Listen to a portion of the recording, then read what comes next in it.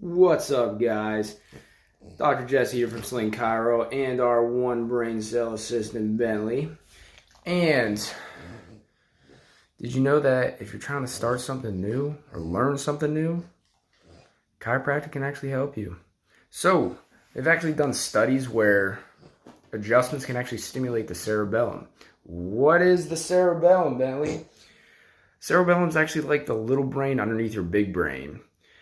Bentley here only has a little brain. But on his fifth birthday, we've heard that he actually gains a second brain cell, so we're both pretty excited about that. But the cerebellum, what it actually does, it actually has to deal with your coordination, balance, even memory.